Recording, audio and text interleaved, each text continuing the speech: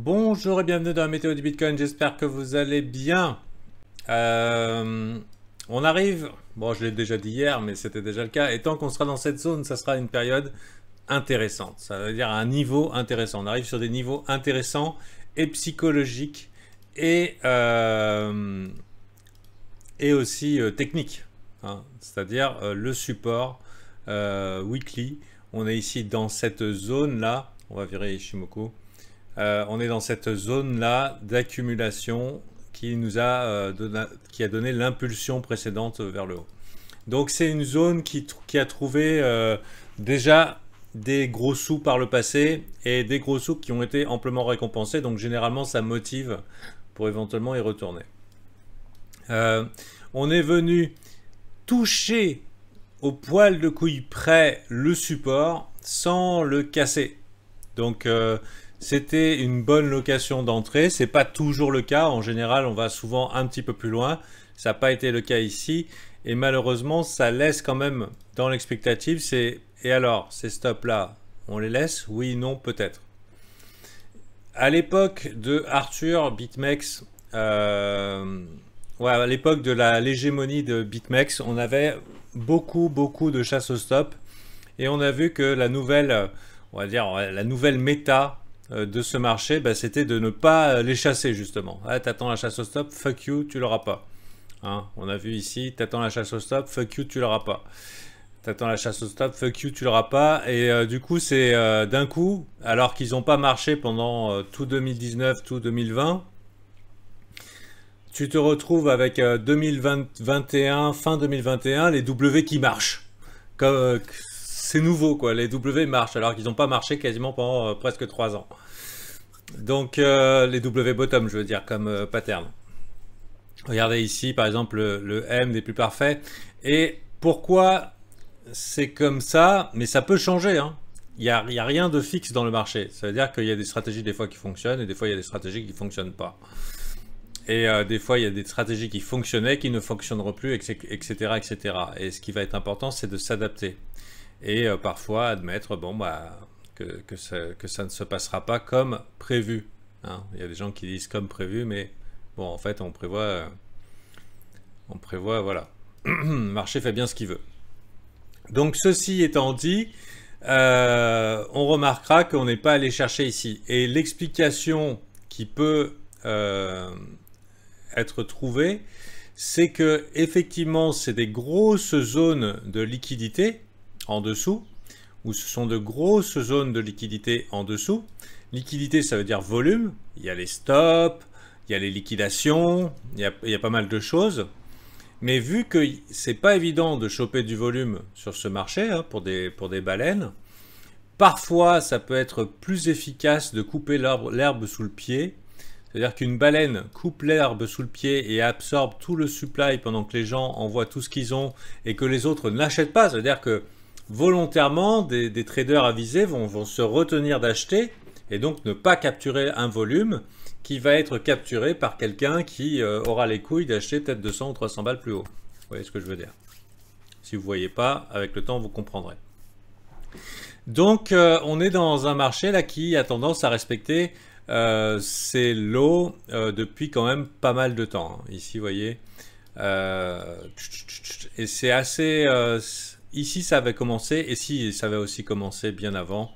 Ça a commencé aussi à l'époque où finalement, comment ça s'appelle, où Michael Saylor est venu dedans. Donc depuis le bull run, globalement, les lows sont souvent respectés et c'est un petit peu plus difficile à les chasser, mais pas toujours, hein. Vous voyez ici, là c'était une période où on y allait simplement pour décourager.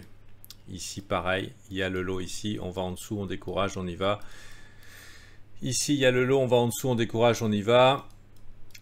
Et jusqu'au moment où ça n'arrive plus. Voilà, donc on est un petit peu dans cet environnement, et alors que la logique voudrait que ça serait bien qu'on aille ici, hein, ça serait l'entrée plus ou moins idéale, c'est pas sûr qu'elle arrive. C'est pas sûr qu'elle arrive, et on serait potentiellement dans une zone où on pourrait commencer à se préparer à un swing haussier. Alors ça peut prendre du temps. Quand je dis un swing haussier, ça veut dire quelque chose de suffisamment puissant pour passer de l'autre côté de cette trendline et d'aller chercher des résistances. Résistances qui pourraient être par là, par exemple. Ça serait assez logique. Voir comment on y réagit et pourquoi pas aller plus haut. Ou carrément plus bas. Mais ça serait à peu près une zone où on pourrait commencer à envisager à le faire, même si la zone d'achat relativement idéale, sauf catastrophe dans la finance traditionnelle, ici c'est cadeau. Le truc c'est est-ce qu'on va laisser, est-ce que dans la guerre des baleines, est-ce qu'on va y aller? Voilà. Dans tous les cas, hier, je ne sais pas si c'était avec vous, non, c'était avec les VIP. On faisait un petit rappel sur les Fibonacci, pourquoi c'est pertinent, etc. Que ça fait des bonnes locations d'achat, hein, que ça fait une bonne location d'achat sur un mouvement haussier, donc on est dans la zone de rechargement. Mais ça fait aussi pour ensuite aller viser la zone de rechargement de vente, la zone de rechargement de short. Et on se rend compte que même si on achète là, alors que les gens commencent à avoir peur, et ben même si on va beaucoup plus bas et même si on perd ces lots ici, on est dans une zone où on peut penser que avec le temps, on pourrait ressortir dans nos billes. Vous voyez, la zone de rechargement de vente ici, ça ne changera pas beaucoup de choses. Qu'on soit ici, ici, ici ou ici, quoi. Hein. Ça reste la zone des 60 000, 55 000, 60 000 pour un rebond. Donc voilà, sachez que c'est un peu tard pour paniquer. Hein, il fallait le faire avant. When panic, panic first. Hein, ça vous évite de devoir deviner si c'est le bottom. Je ne serais pas surpris qu'il y ait des gros moves haussiers. La chose la plus haussière qu'on puisse avoir, ça serait la reconquête ici. Ça veut dire que là, si on a une reconquête des 51 000, bon bah là c'est super chouette. Quand je dis reconquête, ça veut dire on passe, on accepte et on va plus haut. En attendant, sur le court terme, la tendance est clairement baissière, hein, il n'y a aucun doute possible, on est du mauvais côté de la trendline. Au niveau weekly, on va pas tarder à croiser les EMA 9, EMA 18 qui généralement sont des indicateurs de tendance. Donc là en weekly ça pue la merde. Si on l'a déjà croisé, donc ça pue la merde. Hein. Ça veut dire que même si là on dirait ouais par rapport au niveau de peur ça serait un bon long à prendre et tout peut changer, pourquoi pas. Il n'y a rien qui empêcherait le truc de faire ça en fait. Hein. Il n'y a absolument rien. Pour l'instant je dirais un suiveur de tendance n'aurait pas forcément envie de se positionner sur le Bitcoin parce que c'est moche. Maintenant sur des unités de temps en weekly on est sur le support Ishimoku, donc là on va voir la tendance. Les tendances en général les signaux sont tardifs, donc là par exemple à partir du moment où Tenkan et Kijun se croisent ça serait moche. Et remarquez aussi qu'il suffirait pas grand chose pour qu'on soit de l'autre côté du nuage. Une installation de ce côté du nuage, et je dirais sous les 29 000 et tout, ça signale des choses vraiment méchantes et vraiment moches pour le long terme sur le Bitcoin. Pour l'instant, on n'y est pas. Pour l'instant, on est sur des zones de support. Zones de support qui peuvent tomber comme un soufflet. Hein, c'est-à-dire, c'est le bot. Non. Vous voyez? Voire même pire. Maintenant, regardons un peu les indices. Donc pour moi, ça peut être une zone intéressante pour un petit trade court terme. Idéalement, j'aimerais bien voir les lows, mais je suis conscient qu'on est dans un... J'aimerais bien voir les plus bas creux être défoncés, mais je suis bien conscient qu'on est dans un type de marché qui a tendance à couper l'herbe sous le pied des traders avisés. Donc ça se trouve, on ne l'aura pas.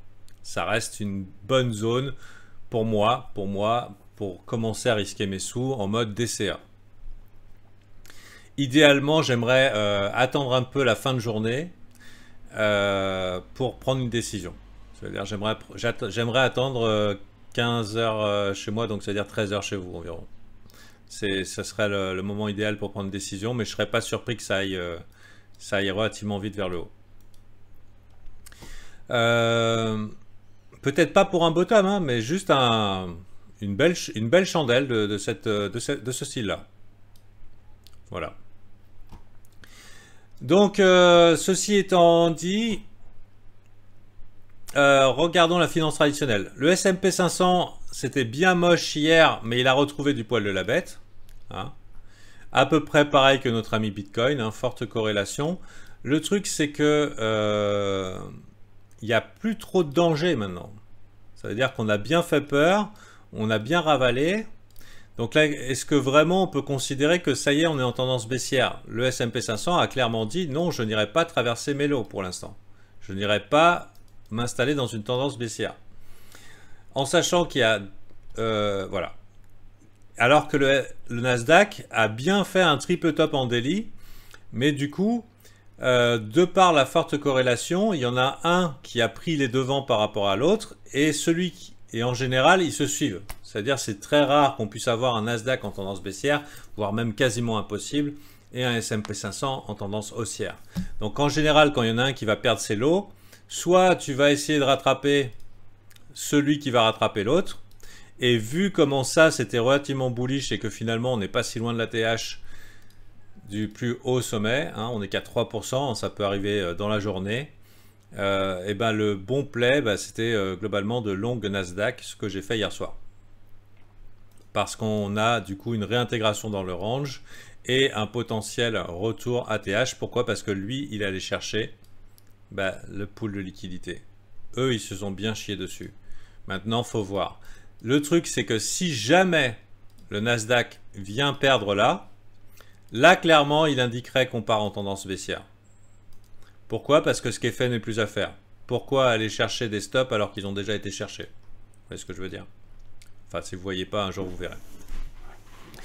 Donc, pour moi, la finance tradi n'est pas trop un danger en ce moment. Il va y avoir quand même 2 annonces. Aujourd'hui, Powell va parler, je crois.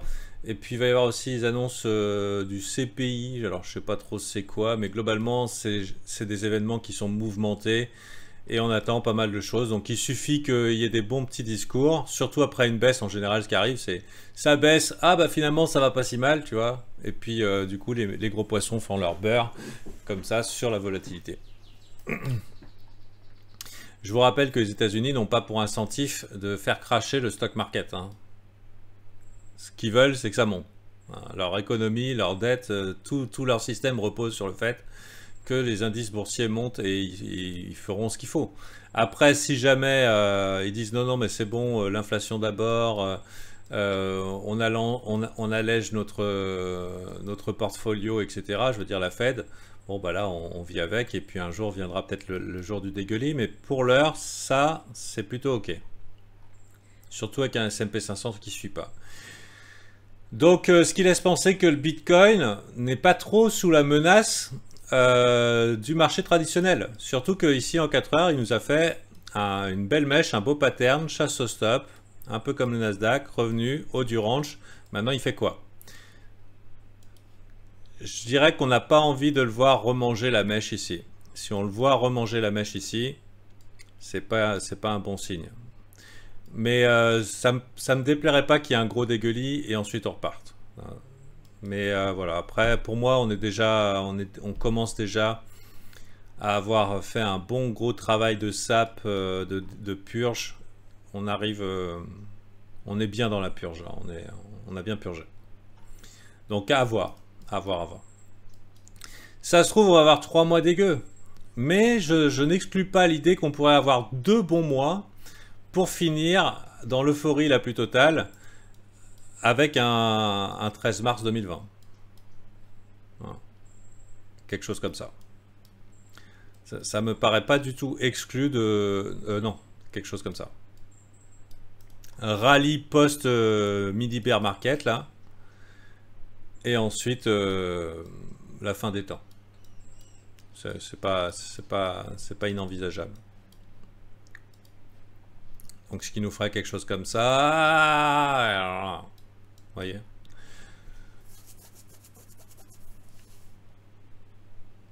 Donc là, tout ça, c'est mes idées hein, au jour le jour. Personnellement, je suis resté sur le côté depuis 64 000, à peu près. Ouais, environ par là, quoi. 62 000. J'ai regardé, j'ai vraiment cru que c'était le bottom plein de fois. C'était aussi une souffrance de ne pas prendre le bottom quand il arrive, mais c'est le bottom, c'est le bottom, c'est le bottom, pour finalement voir que non, effectivement, on est bien dans un bear market.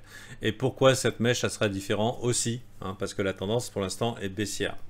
Pour qu'on ait des signaux de tendance qui se changent, on a besoin d'autre chose. On a besoin de... Au niveau des signaux de tendance, on est mal, hein. On n'y est pas, quoi. Avant qu'on reconquiert le nuage ici, hein, ça risque de prendre du temps. Mais par contre, on pourrait aller taper dedans. Ça changerait pas grand-chose. Sinon qu'il y a un bon petit trade à prendre avec des sous-sous in the pocket. Ok, ou même là. Si on considère que la Chikou pourrait se heurter au prix. Donc voilà, bip repaired. Pour l'instant, tendance baissière forte, mais avec, on commence à appuyer là où ça fait mal. Allez, bonne journée à vous.